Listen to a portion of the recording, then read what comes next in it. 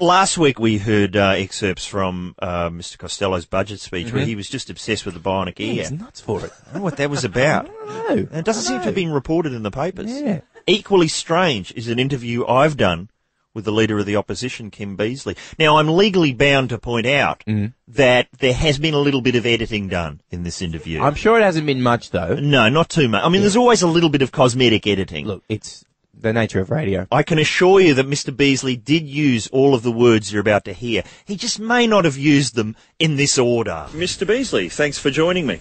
Very good to be with you, Tony. Now, I understand you've got an exciting new policy. Yes. Well, let's hear it. When the Australian Labor Party is elected at the next election, what we're going to do is increase taxes. Increase taxes? That's the undertaking.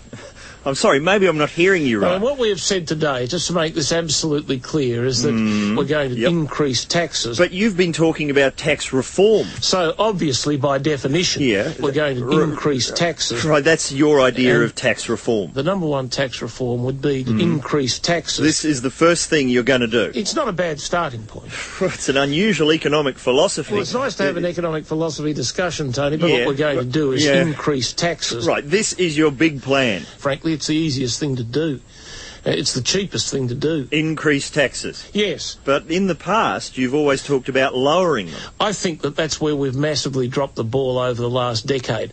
Better to increase taxes. But there are so many taxes as it is. And they're going up. What were you smoking when you thought of this idea? A joint. Right, well, that raises a few questions. The question is, what is the quality of leaf? Sure. Mr. Beazley, if I could ask a personal question. Yes. I understand you like to get around your offices in the nutty. That's absolutely what I'm into. Right, you walk around nude in front of your staff. Yeah, well, I must say I have from time to time. Well, that must be confronting for them. And it's particularly tough on women. I'll bet. They've been treated shamefully. What's the psychology behind that? Well, I'm not an analyst, Tony. Yeah, fair enough. But you have been telling the story about how you sat on a stapler and it disappeared. I've been talking about that pretty consistently for the last year and a half. It must be uncomfortable. The blockage is there. Well, why don't you remove it? It's not the priority. I must say, I've tried to fit a stapler up my arse and it's not easy. You want to put it the other way round. Okay.